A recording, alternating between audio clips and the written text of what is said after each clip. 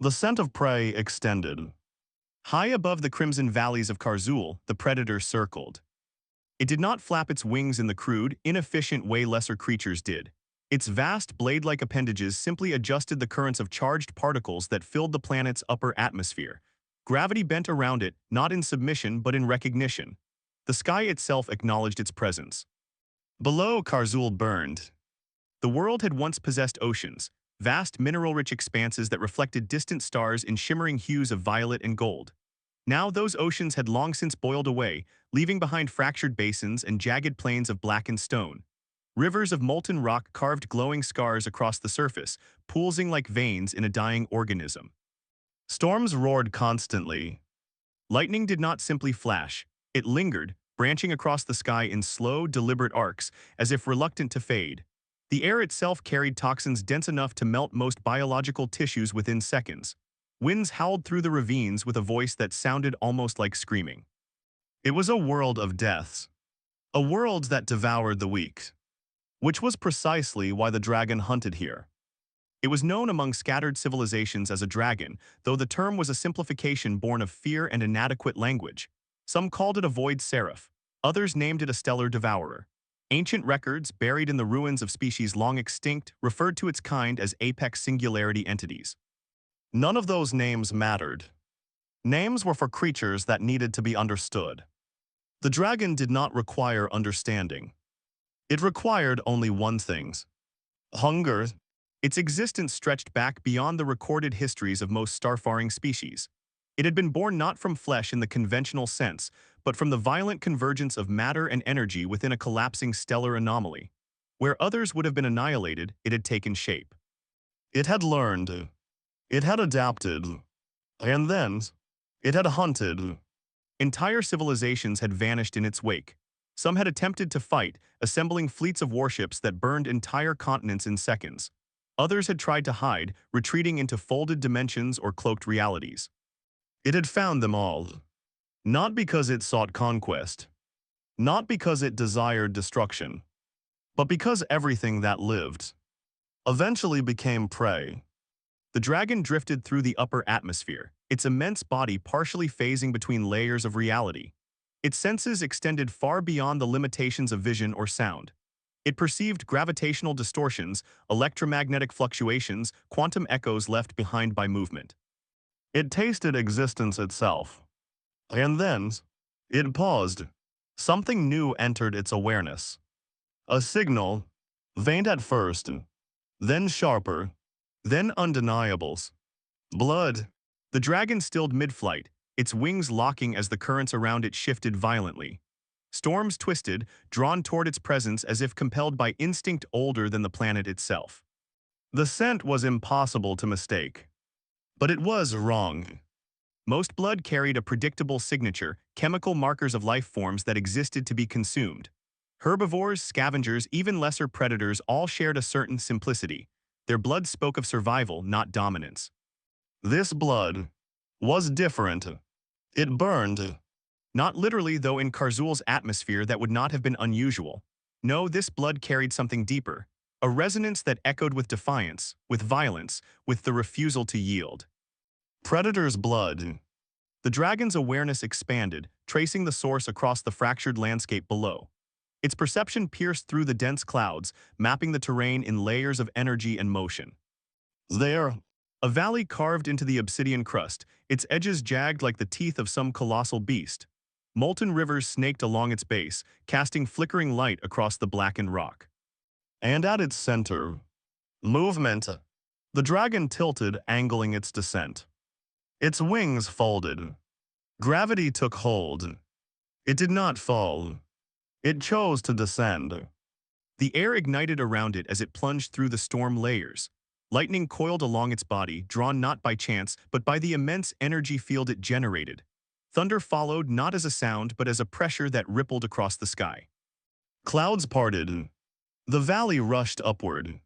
And still, the scent of blood grew stronger. Closer, sharper, alive. The dragon slowed only moments before impact, its massive form displacing the air with a force that sent shockwaves cascading across the valley floor. Dust and ash erupted outward, forming a temporary storm that obscured everything beneath it. When the haze began to settle, the dragon saw a figure stood alone on the fractured ground. Small, fragile, unprotected. The dragon's first instinct was dismissal. Humans were not unknown to the wider galaxy, though they were rarely considered significant. They were biologically inefficient, lacking natural armor, claws, or any meaningful physical advantages. Their strength came from tools, from cooperation, from strategies that relied heavily on numbers. Alone, a human was nothing. And yet, this one did not run. The dragon remained still, observing. The figure stood beside a carcass. Large, armored, dead. The dragon's attention shifted. Recognition flickered. The corpse belonged to a Class 7 devourer, a creature native to Karzul's most hostile regions. Its hide was composed of layered mineralized plates capable of deflecting high-energy weaponry. Its limbs ended in claws designed to tear through both flesh and reinforced alloys. It was, by all measurable standards, a dominant predator within this ecosystem. And it lay motionless. Its body had been split open. Not cleanly, not efficiently, but thoroughly. The wounds were numerous, overlapping, brutal, evidence of a prolonged struggle, the kind of fight that should have ended quickly. In the devourer's favor, the dragon's awareness shifted again. The humans. It examined the figure more closely now. The individual wore a suit, if it could be called that, not military grade, not fully intact. Sections were scorched, torn, partially melted. Beneath the damaged material, flesh was visible. Injured flesh. Cuts, burns, bruising. Internal damage that would have incapacitated most life forms. And yet, the human stood. Balanced, calm. The dragon extended its perception further, brushing against the edges of the human's consciousness. Most species reacted instantly to such intrusion. Panic, fear, aggression. Even the most disciplined minds revealed something when touched by an external presence. This one did not. There was awareness, recognition, but no fear. It was like touching a blade that did not flinch. The dragon moved. Not quickly. There was no need. Each step it took fractured the ground beneath its weight. The valley trembled, molten rock splashing in distant fissures as the planet reacted to its presence. Still, the human did not move. The dragon lowered its head, bringing its massive form closer. Its eyes, vast and luminous, burned with the contained energy of collapsing stars. Within them flickered the remnants of countless hunts, countless worlds reduced to silence. The human looked up. Their gaze met and held. The dragon searched for weakness, for instinct, for the inevitable realization of insignificance. It found none. Instead, it found something far more unusual. Assessment. The human was evaluating it. Not as prey, not even as a threat, but as something worth considering. A low sound formed within the dragon's chest. A growl, not of anger, but of uncertainty. "You blade," the dragon said. Its voice did not travel through the air. It did not require vibration or sound waves. Instead, it manifested directly within the human's mind, bypassing all physical barriers. Ancient, heavy, impossible to ignore. The human's gaze shifted briefly downward. To their arms. A cut, shallow, insignificant. Blood had seeped through the torn fabric, dark against the damaged suit. The human flexed their fingers once, as if confirming the limb still functioned. Then, they looked back up and smiled. It was not a wide expression, not exaggerated, but it was unmistakable. Calm, amused. The dragon stilled. This reaction did not align with any known behavioral pattern. Prey did not smile. Prey did not remain still. Prey did not maintain eye contact with something that could erase their existence in a fraction of a moment. The human shifted slightly, adjusting their stance. One foot nudged the massive carcass beside them, the motion casual, almost absent-minded. "Calm down," the human said.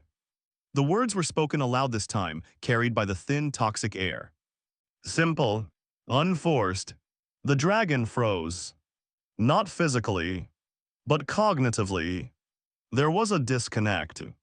A moment where expectation and reality failed to align. Calm down. The command was directed at it. At a being that had consumed civilizations. At a force that entire species had worshipped or feared. The human continued, their tone unchanged.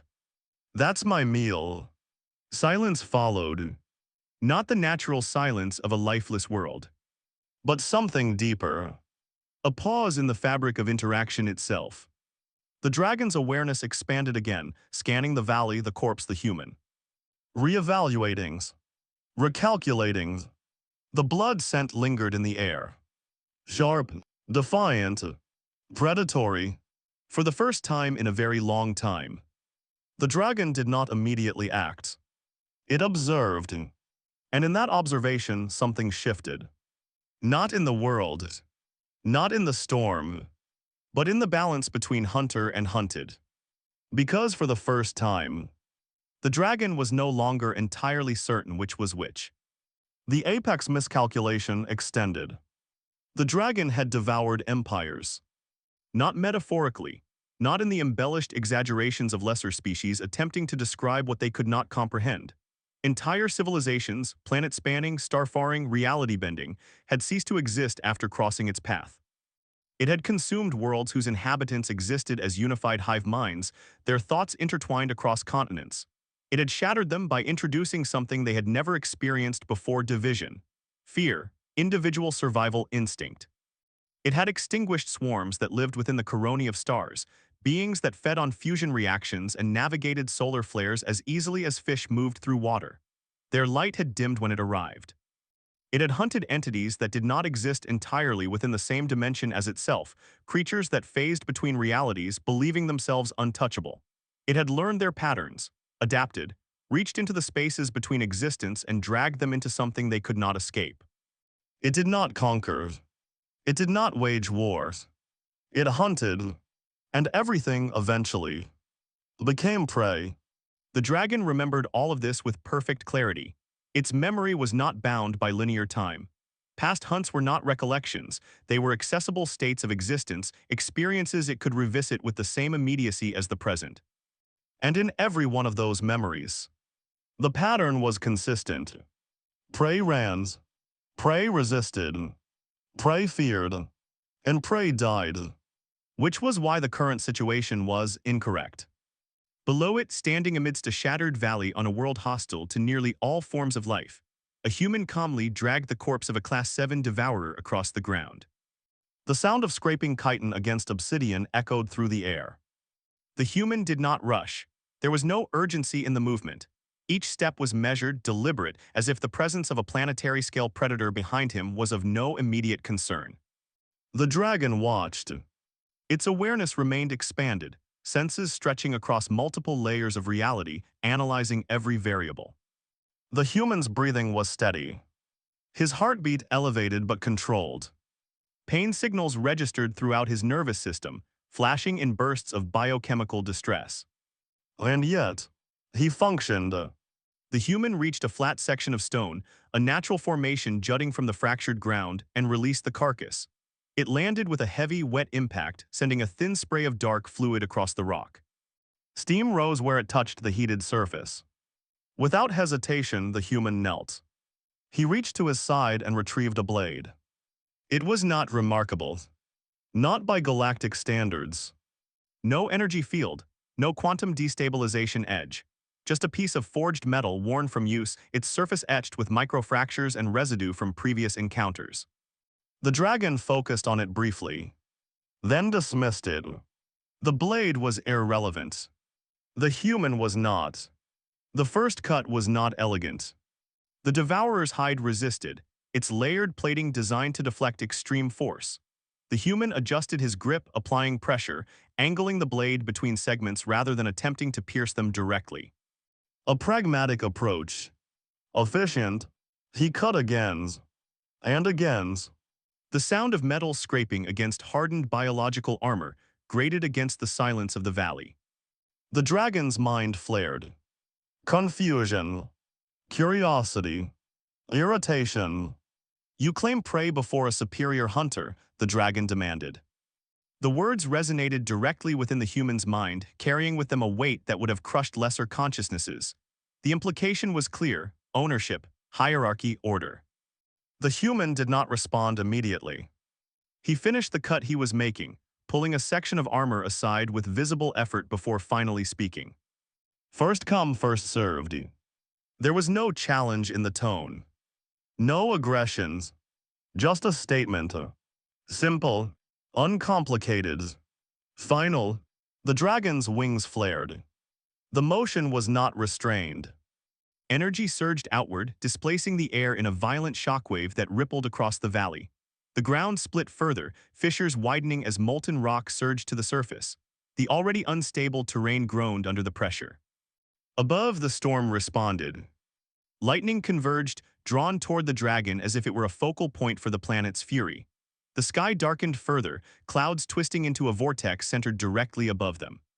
The world recognized its apex predator and reacted accordingly. Still, the human continued cutting. He did not even glance back. The dragon stilled. The display had not achieved its intended effect. It had not been an attack, not truly, a demonstration perhaps, a reminder of scale, of power, of inevitabilities. And yet, the human treated it as background noise. This creature, the dragon said, its voice lowering, focusing, is classified as a Class 7 devourer. The human worked in silence. Their hide withstands antimatter bursts, the dragon continued. Their claws are capable of breaching reinforced warship hulls. Their metabolic processes allow them to survive in environments that dissolve most forms of life. The human paused briefly, not in reaction to the dragon, but to adjust his grip. Then he resumed cutting. Yeah, he said, took a while to bring it down. The dragon leaned closer. This time it did not observe from a distance. It scanned deeply.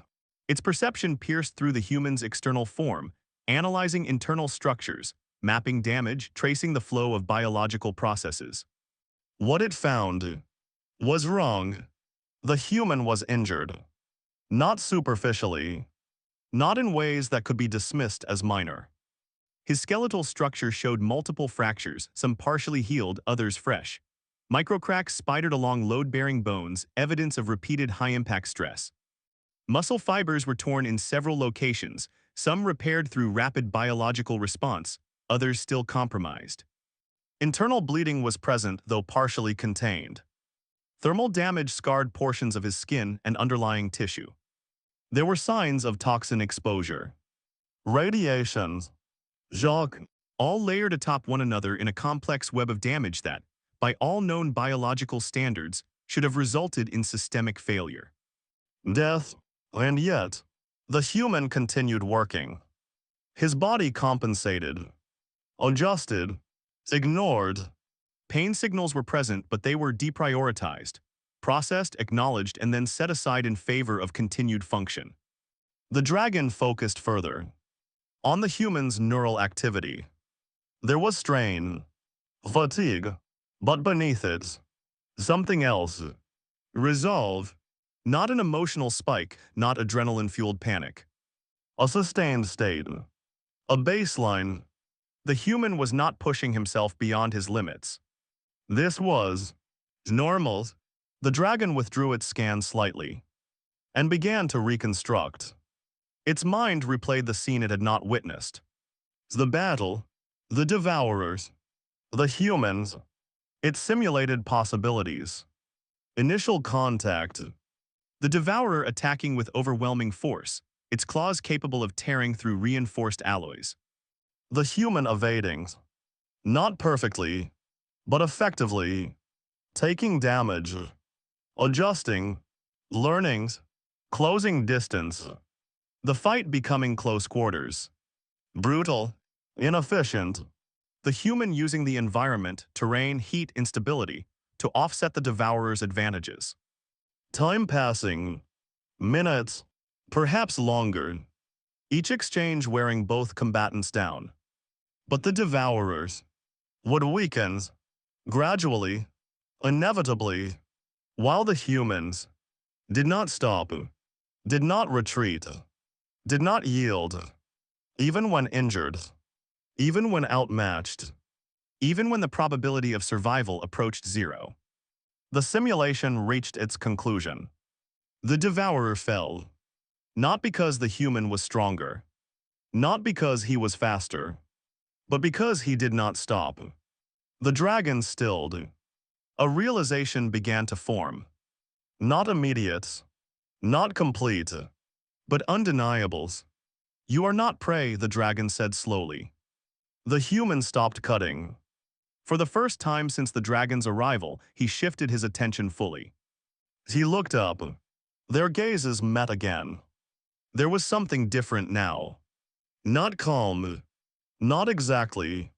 There was focus, awareness, recognition of what stood before him. And still, no fear.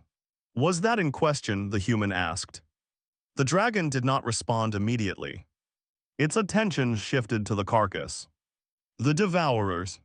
A predator within its own domain.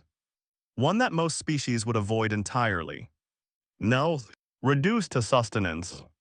The dragon looked back at the humans, and something unfamiliar settled into its awareness. Not confusion, not curiosity, something deeper. Reevaluations. For the first time in millennia, it adjusted its classification. The human was not prey, but he was not yet, an equal, and yet the distinction was no longer absolute. The dragon's perception extended outward again, scanning the surrounding region. The scent of blood was spreading, carried by the turbulent winds, dispersing across the valley. Beyond it, into neighboring territories, other predators would detect it. They would come, drawn by instinct, by hunger, by opportunities. The dragon knew their patterns.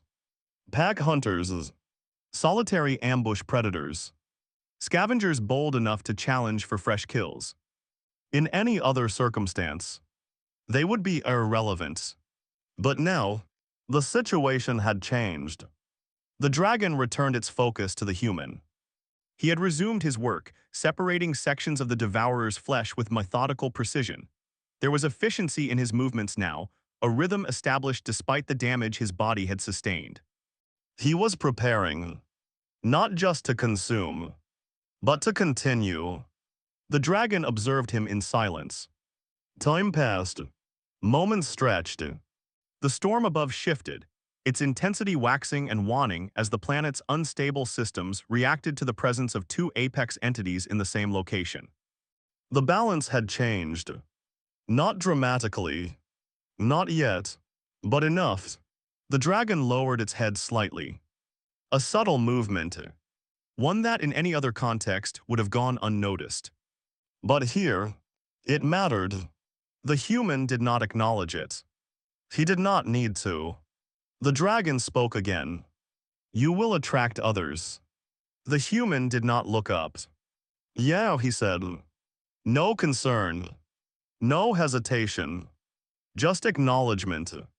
The dragon studied him. You are injured.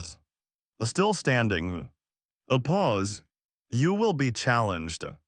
The human finally glanced up just briefly. There was something in his expression now. Not arrogance. Not recklessness. Something simpler. Expectation. Good, he said. Then he returned to his work. The dragon remained still. Watching. Calculating. Reevaluating. For the first time in its long existence, it did not immediately determine the outcome of a scenario. There were too many variables.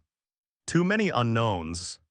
And at the center of it, a human's, small, fragile, unprotected, and entirely unwilling to be anything less than a predator. The dragon's wings shifted slightly, adjusting against the turbulent air. It did not leave. Not yet, because something in this moment, something rare, had captured its attention. Not as prey, not as a threat, but as something far more unusual. A possibility. And so, for the first time in millennia, the dragon watched and waited. The hunger of humanity extended. The wind howled across Karzul. It did not move like ordinary wind. It did not simply pass over terrain or shift with pressure gradients. It tore across the fractured world with violent intent, carrying with it ash, particulate metal, and toxic compounds that would strip flesh from bone in moments. It carried something else now. The scent of blood. Not just any blood. Predator's blood. It spread outward from the valley in invisible currents, weaving through jagged ravines, rising along thermal updrafts, and dispersing across the unstable plains. It seeped into crevices and climbed into the upper atmosphere, its chemical signature amplified by the volatile conditions of the planet. The signal was clear. A kill had been made. A large one. Fresh and undefended. Or so it would seem. Across Karzul, things stirred. Beneath hardened crusts, creatures dormant for cycles shifted, their sensory organs responding to the chemical trace. In the depths of molten fissures, massive shapes adjusted their positions, slow and deliberate, their interest peaked. High above within the storm layers, forms moved, gliding, circling, sensing. Predators. They always came. Because hunger was universal. And blood was an invitation. The dragon remained still. Its vast form was anchored to the valley floor, yet its awareness extended far beyond it. It tracked the dispersal of the scent, mapping the vectors of its spread, calculating the rate at which it would reach surrounding territories. It felt the responses. Distant, subtle, but present. Acknowledgement. Interest. Movement. The dragon had seen this pattern countless times across countless worlds. The aftermath of a kill was often more dangerous than the act itself. Blood attracted competition, and competition led to conflict. Normally, the dragon would welcome that. More prey, more consumption, more confirmation of its place at the top of the hierarchy. But now, its attention remained fixed on the human. He had finished carving. The carcass of the Class 7 Devourer lay partially dismantled, its armored plating peeled back in sections, exposing dense fibrous muscle beneath. Steam rose from the exposed tissue, reacting with the planet's harsh atmosphere. The human selected a portion. Not randomly. Deliberately. He chose a section with high density, muscle layered with energy-rich compounds. The dragon recognized the choice. It was efficient, maximizing intake relative to effort. The human did not waste movement. He did not hesitate. He reached into his damaged equipment and retrieved a compact device. A plasma igniter. Simple, reliable. He activated it with a flick of his thumb. A narrow flame sprang to life, contained, controlled, its blue-white glow cutting through the dim red light of the valley. It hummed softly, a sharp contrast to the chaotic environment surrounding them. The human held the mate over the flame. There was no preparation. No seasoning. No ritual. Just heat. The surface of the flesh reacted immediately, darkening, searing, the outer layers tightening as internal fluids vaporized. The scent changed. Subtly at first, then, noticeably, the dragon detected the shift. The raw, metallic sharpness of fresh blood softened, transforming into something richer. Complex chemical changes altered the profile, breaking down proteins, releasing compounds that had been locked within the tissue. The smell became inviting. The dragon paused. This was not unfamiliar. It had consumed prey in various states across its existence. Raw, burned, dissolved, absorbed. But this was intentional transformation. A refinement. You consume apex predators, the dragon said. The words were not accusatory. They were observational. The human did not look up. He rotated the meat slightly, ensuring even exposure to the flame. Protein's protein, he said. The dragon processed the statement. Simplistic, yet accurate. Energy was energy. Sustenance was sustenance. And yet the human's approach suggested something beyond mere consumption. Choice, preference. The dragon shifted its perspective. analyzing the human again, not just as a biological entity, but as a behavioral anomaly. Your species hunts like this, the dragon asked. The human exhaled slightly, a faint sound that might have been a laugh. Not all of us, he said. He removed the meat from the flame, examining it briefly. But enough. Enough. The words lingered. The dragon accessed its accumulated knowledge of humanity. Fragmented. Incomplete. Humans were not unified. They did not operate as a singular entity or a cohesive collective. They were divided by geography, by ideology, by countless internal distinctions. And yet, they shared something. Adaptability. Persistence. The capacity to operate beyond expected limits. If even a fraction of them hunted like this, then the species itself was not to be underestimated. Silence stretched between them. The storm above shifted, lightning tracing jagged paths across the sky. The ground beneath them trembled intermittently as distant tectonic movements responded to the planet's instability. The dragon remained still, watching, observing, and within its vast ancient awareness, something shifted. It was not fear. The dragon did not experience fear in the way lesser beings did. It recognized threats. It calculated risk, but fear, paralyzing instinctive fear, was not part of its existence. This was different. A recognition. A recalibration.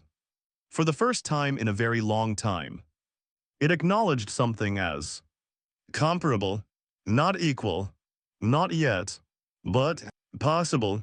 Respect. The human took a bite. There was no hesitation. The meat was still hot, heat radiating from its surface. The dragon detected temperatures that would cause immediate damage to most biological tissues. The human ignored it. His jaw tightened as he bit through the dense muscle, tearing free a portion. He chewed slowly, methodically, his expression unchanged. Pain signals spiked briefly, then subsided. The dragon watched. The human consumed. Not quickly, not desperately, but with intent. Each bite was measured, efficient, sustaining. He was not merely feeding. He was recovering, rebuilding, fueling continued function. After a moment, the human glanced up. His gaze met the dragon's once more. And then, he spoke. You want some? The words carried across the valley. Simple, uncomplicated. An offer. The dragon did not respond immediately. The concept required processing. The dragon, the devourer of worlds, the end of civilizations, was being offered food by something smaller than its claw, something that by all known metrics should have been prey. And yet, the context had changed. The offer was not submission, not appeasement. It was acknowledgement, a predator sharing with another. The dragon lowered its head slightly. The motion was subtle, almost imperceptible, but significant. A gesture no other being had ever witnessed. No, it said. The human shrugged. The response did not offend, did not provoke.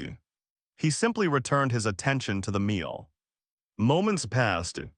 The wind shifted. The scent of blood intensified as more of it dispersed into the surrounding regions. The dragon's awareness expanded again. Closer now. The first responders. The pack. 6 individuals. Quadrupedal. Low to the ground. Adapted for speed and coordinated attack. Their bodies were composed of segmented plates, flexible yet durable, their limbs ending in hooked claws designed for traction on unstable surfaces. They moved through the ravine's edge, their approach cautious but deliberate. They had detected the scent. They had come. The dragon observed them. Calculated.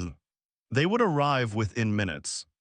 It shifted its attention back to the human. You will be challenged, the dragon said. The human swallowed another bite, then wiped a trace of blood from his hand onto his damaged suit. Yeah, he said. No concern. No hesitation. Just acknowledgement. The dragon studied him. You are injured. The human flexed his hand once, testing movement.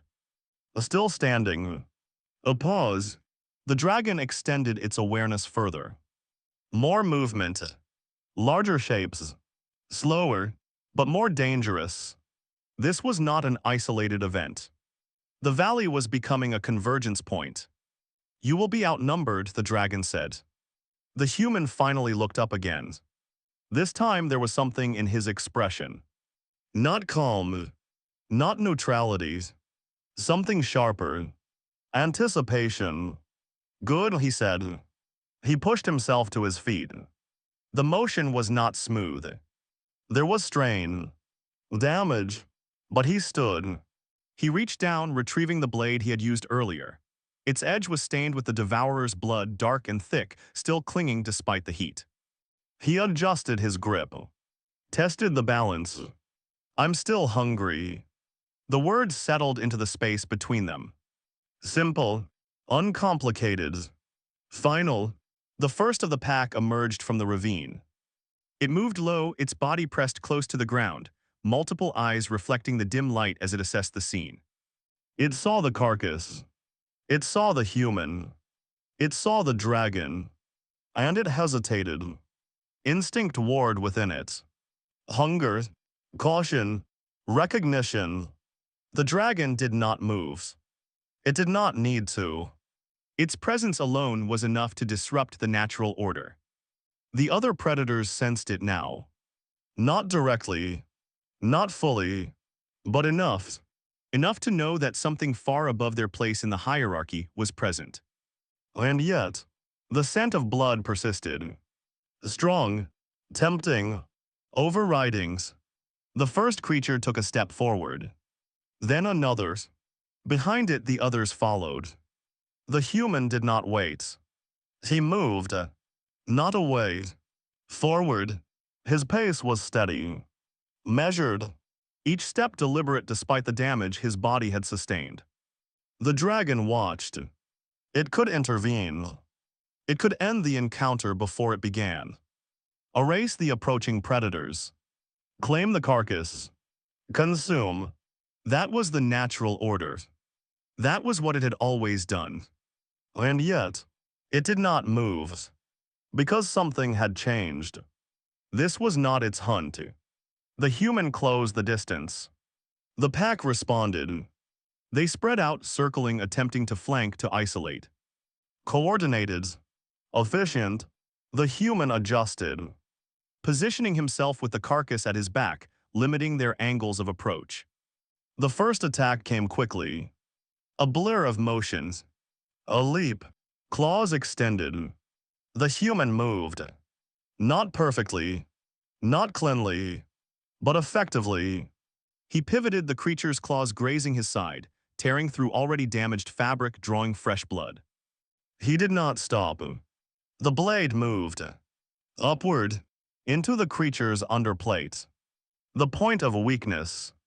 The strike was not elegant. But it was enough. The creature collapsed. The others reacted instantly. No hesitation. No retreat. They attacked. The dragon watched. Every movement. Every adjustment. Every moment where the human should have fallen. But did not. He took hits. He was pushed back. Driven to the edge of the carcass. But he did not yield. Did not retreat. Did not stop. The fight was not clean. It was not efficient. It was relentless. One by one, the pack fell. Not quickly, not easily, but inevitably. When the last creature collapsed, the valley fell silent once more. The human stood, breathing heavier now. Blood his and theirs covered him. Fresh injuries layered atop old ones. And yet, he stood. The dragon remained still. Watching, calculating, understanding. This was not an anomaly. This was not a singular event. This was a pattern. The human turned back toward the carcass. Toward his meal. Toward the reason for all of this. as if the fight had been nothing more than an interruption. The dragon spread its wings. The motion was slow, deliberate. The storm responded instantly, winds intensifying, lightning converging as the massive form began to rise. It did not attack. It did not claim. It did not hunt. Instead, it left, ascending back into the storm, its form dissolving into the clouds as it phased partially out of the visible spectrum. Below, the human remained, alone, surrounded by the remains of what had come to challenge him. Not as prey, not as rival, but as something far more dangerous. A being that stood at the edge of death, and called it sustenance. And for the first time in its endless existence, the dragon chose not to hunt him, because it understood something now. Something fundamental. Something undeniable. Humanity was not defined by strength, or speed, or dominance. It was defined by something far more dangerous. The refusal to stop.